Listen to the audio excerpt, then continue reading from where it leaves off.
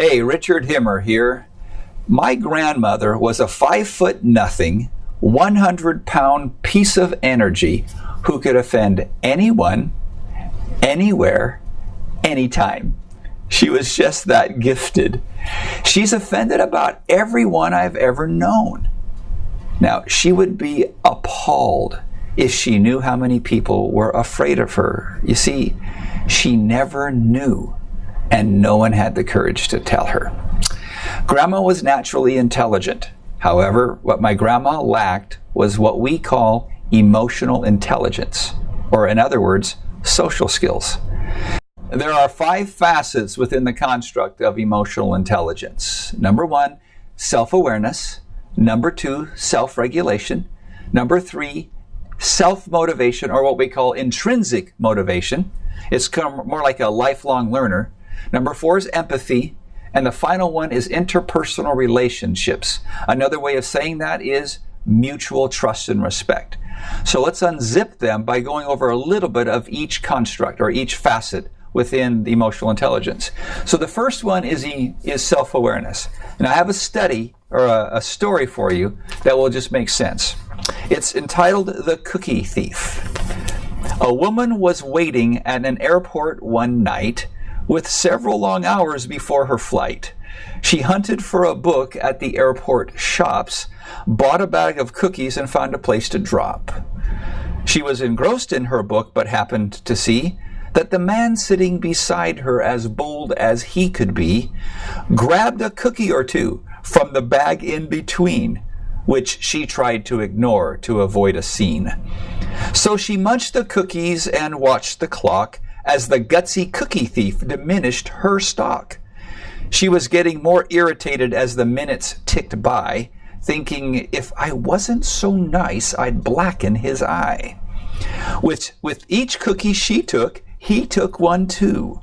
When only one was left, she wondered what he would do. With a smile on his face and a nervous laugh, he took the last cookie and broke it in half.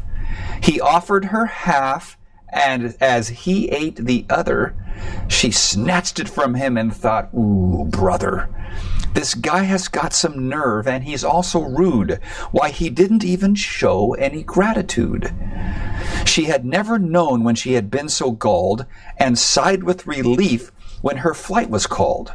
She gathered her belongings and headed to the gate, refusing to look back at that thieving ingrate.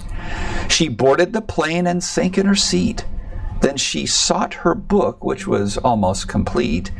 As she reached in her baggage, she gasped with surprise. There was her bag of cookies in front of her eyes. If mine are here, she moaned in despair, the others were his, and he tried to share.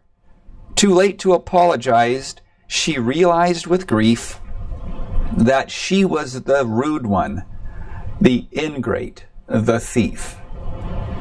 How often do we traverse through this sojourn we call life, not aware of what's going on around us, automatically using our belief bias, making judgments, thinking the world should behave according to our immaculate perceptions? Self-awareness is the most important of all because it's the starting block. It's not the most challenging, just the most important. And there is no healing in your life until you comprehend self-awareness. So let's move over to the board here and go over the remaining 4. Self-regulation, self-motivation, empathy, and interpersonal relationships. So come on with me and we'll go over there. Okay, so you can see the 5 facets of the construct of emotional intelligence and self-awareness we've just briefly discussed. Self-regulation simply means that we know how to control our own behaviors in a productive, mild-mannered way that's really called neutrality. So we're non-offensive, we're non-judgmental inside that regulation. Notice that it's really challenging to regulate your behavior if you're not aware that your behavior is challenged. Like my grandmother, she didn't know she was offending people. She thought she was just being herself. Well, had she known there's a high probability she would have regulated differently. Self-motivation is what we call intrinsic motivation. It's another way of saying being a lifelong learner. The purpose of a lifelong learner is to learn something today that I didn't know yesterday, so tomorrow's better. So I can live in the now. So being fully present. I'm constantly wanting to learn. A growth mindset, if you will. Next is empathy. Now this one's challenging because it's really not used the same everywhere. So the dictionary definition will be a little different than what I'm going to give you. I'll first tell you what it is not. Empathy is not relating. Empathy is not trying to get into your shoes by saying, I know what you feel like because I've done something similar. That's not empathy. Notice where everything's pointed then. That's sympathy. I'm sorry. I know what you feel like, which you never do. Empathy is the capacity to understand how the other person feels and thinks through their eyes.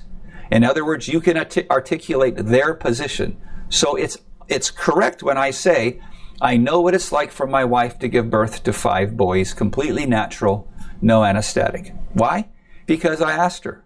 Because I was there. Because I can articulate her position and her view and her feelings, not mine. Empathy is all about the other person. And lastly, interpersonal relationships. That's another way of saying emotional intimacy based on mutual trust and respect. That's the ultimate goal. But notice the sequence.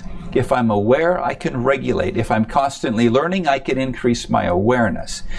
If I understand other people's perspectives, they'll want to be in my presence more. In other words, I don't have a lot of opinions because I'm finding out what's going on with them and I understand their perspectives. I don't have to agree.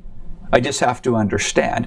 Ultimately, if I do these 4, my interpersonal relationships will be deeper, richer, and more meaningful because I'll experience these relationships based on mutual trust and respect. Now, we're going to do a video on each one of these, so stay tuned. Have a wonderful day. Thanks for spending time with me.